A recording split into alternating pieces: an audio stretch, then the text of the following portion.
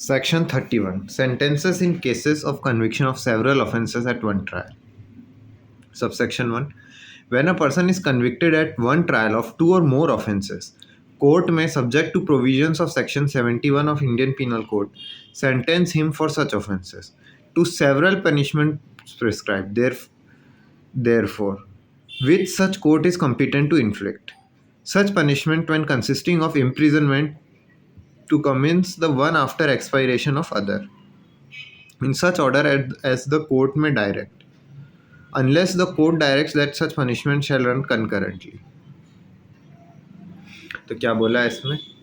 जब एक पर्सन एक ट्रायल पे दो या उससे अधिक ऑफेंसेस के लिए कन्विक्ट होता है तो court 71 of section 71 Indian penal code के सब्जेक्ट होते हुए उसे उन सब ऑफेंसेस के लिए सेंटेंस करेगी क्योंकि उनको सेवरल पनिशमेंट देगी जो भी देयर फॉर प्रिस्क्राइब्ड है, जो भी वो कोर्ट कम्पिटेंट है इन्फ्लिक्ट करने के लिए. और जो पनिशमेंट ये जो पनिशमेंट्स हैं जब ये इम्प्रिजनमेंट के से कंसिस्ट होती है तो ये एक के ख़त्म होने के बाद, एक्सपायरेशन के बाद दूसरी चालू होगी, इस तरह होगी. और वो किस ऑर्डर में होगी? वो ऑर्डर जो कोर्ट डायरेक्ट करता है, अनलेस द कोर्ट डायरेक्ट करता है कि पनिशमेंट कंकरेंटली चले. ठीक है, अनलेस, बाकी तो वो एक के ख़त्म होने के बाद दूसरी चलेगी ऐसे ऑर्डर में जो कि कोर्ट डायरेक्ट करता है. ठीक है. Subsection 2. In the case of consecutive sentences, it shall not be necessary for court by reason only of aggregate punishment for several offences being in excess of punishment which it is competent to inflict on conviction of a single offence to send the offender for trial before higher court. तो consecutive sentences के case में ये necessary नहीं होगा court के लिए, केवल इसी रीज़न से कि एग्रीगेट पनिशमेंट जो है सेवरल ऑफेंसेस की वो एक्सेस में हो रही है उस पनिशमेंट से जो कोर्ट एक सिंगल ऑफेंस के कन्विक्शन में दे सकता है. तो सिर्फ इसी वजह से ऑफेंडर को ट्रायल के लिए हायर कोर्ट के सामने नहीं भेजा जाएगा. Provided that in no case shall such person be sentence to imprisonment for a longer period than 14 years. 14 साल से ऊपर की इम्प्रिजनमेंट नहीं होनी चाहिए किसी भी केस में, ऐसा इसके प्रोवाइजो में. और दूसरा प्रोवाइजो बोलता है the aggregate punishment shall not exceed twice the amount of punishment with the court is competent to inflict on a single offence. Single offence में एक पर्टिकुलर पनिशमेंट है जो कोर्ट कम्पिटेंट है इन्फ्लिक्ट करने के लिए, तो एग्रीगेट जो पनिशमेंट है ना वो उसके ट्वाइस से ज़्यादा एक्सीड नहीं करनी चाहिए. For the purpose of appeal by a convicted person, the aggregate of consecutive sentences passed against him under this section shall be deemed to be a single sentence. Appeal के purpose के लिए convicted person की aggregate जो है consecutive sentences का जो उसके against पास किया गया है उसे हम सिंगल सेंटेंस ही कंसिडर करेंगे.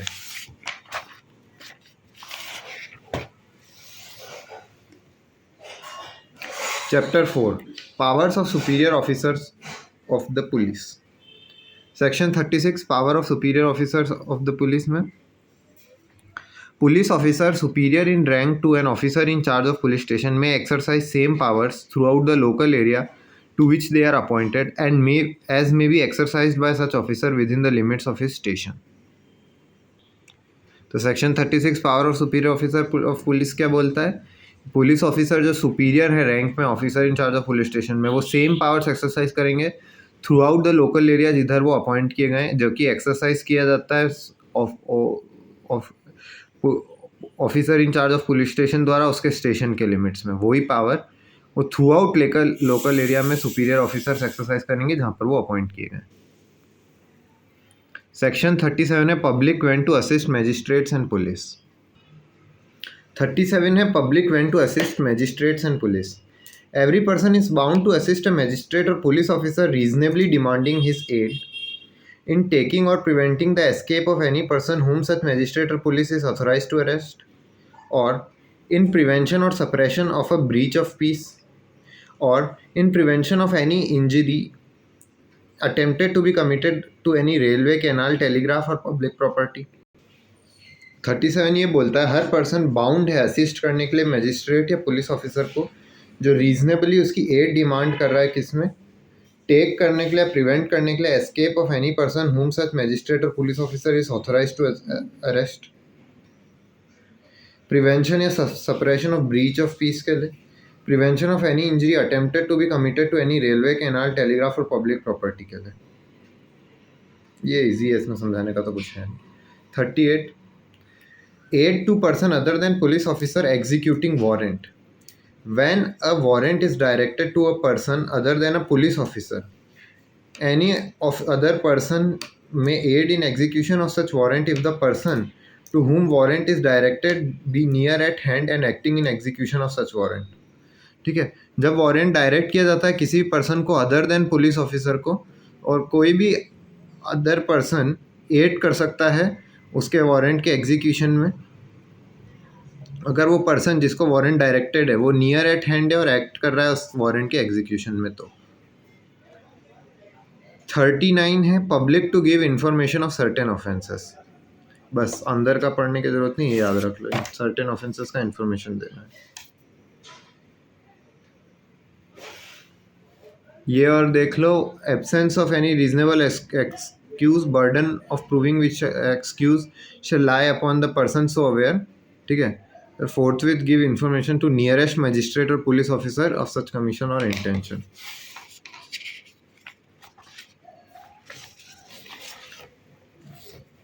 अब अरेस्ट वाला चैप्टर आ गया।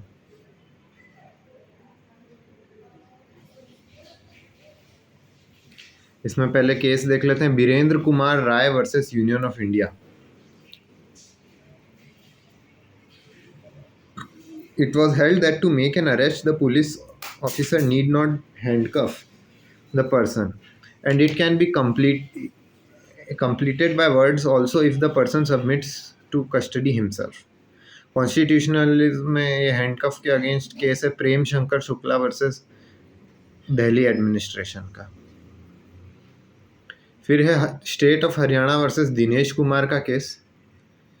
इसमें बोला गया custody and arrest are not synonymous terms, in every arrest there is custody but not vice versa. Custody में amount to arrest in certain cases but not in all cases. Custody is physical control or presence of accused in court coupled with submission to jurisdiction of the court. A person can be in custody when police arrest him or when he surrenders before the court. तो state of Haryana versus Dinesh Kumar के case में बोला गया custody और arrest synonyms नहीं है। हर arrest में custody होती है लेकिन हर कस्टडी में अरेस्ट नहीं होता। कस्टडी अमाउंट कर सकती है अरेस्ट सर्टेन केसेस में, लेकिन सब केसेस में नहीं। कस्टडी एक फिजिकल कंट्रोल या प्रेजेंस है अक्यूज्ड का in court coupled with submission to jurisdiction of the court.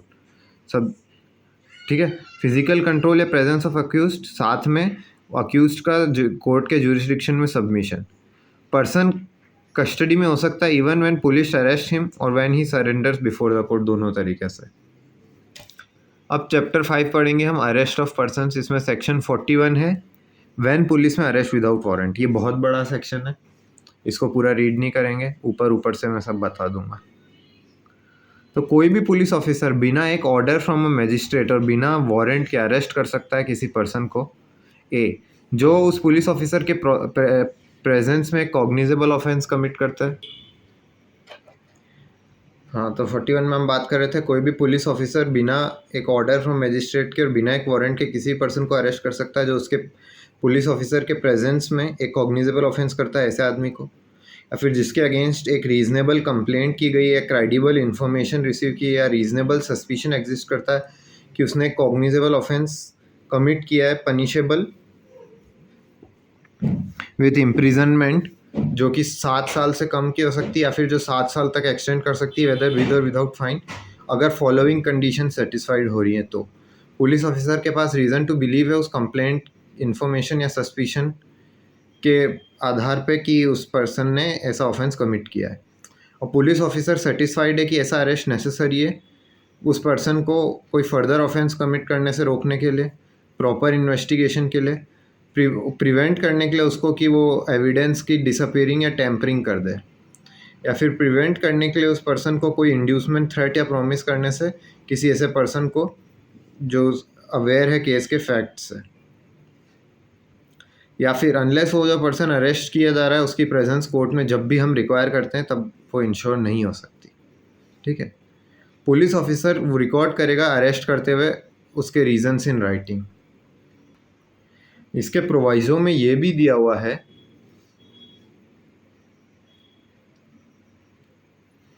कि एक पुलिस ऑफिसर इन सब केसेस में जहाँ पर एक पुलिस ऑफिसर सारे केसेस में जहाँ पर अरेस्ट ऑफ पर्सन रिक्वायर्ड नहीं है सब सेक्शन के प्रोविजंस के अनुसार, वो उसके reasons for not making arrest भी राइटिंग में रिकॉर्ड करेगा। अरेस्ट कर रहा है तो रीजंस इन राइटिंग रीजंस को राइटिंग में रिकॉर्ड करेगा, अरेस्ट नहीं कर रहा है तो भी रीजंस को राइटिंग में रिकॉर्ड करेगा।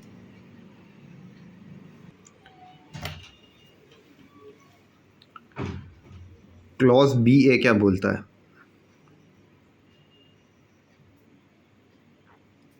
Against whom credible information has been received that he has committed a cognizable offence, punishable with imprisonment for a term which may extend to more than 7 years, whether with or without fine, or with death sentence, and the police officer has reason to believe on basis of information that such person has committed the said offence. ठीक है, तो बिना warrant के arrest किया जा सकता है ऐसे पर्सन के अगेंस्ट क्रेडिबल इन्फॉर्मेशन रिसीव की है कि उसने कॉग्निजेबल ऑफेंस किया है, पनिशेबल, जिसकी इम्प्रिजनमेंट 7 साल से ऊपर की है या डेथ सेंटेंस है, और पुलिस ऑफिसर के पास रीज़न है बिलीव करने का कि उस इंफॉर्मेशन के बेसिस पे कि उस पर्सन ने वो सैड ऑफेंस करा है। ठीक है, अब या तो वो प्रोक्लेम्ड ऑफेंस कोर्ट के अंदर या स्टेट गवर्नमेंट द्वारा बताया हुआ, ठीक है, जिसके पोजेशन में प्रॉपर्टी निकली है और उस पे सस्पिशन है कि उसने उससे रिलेटेड क्राइम किया होगा,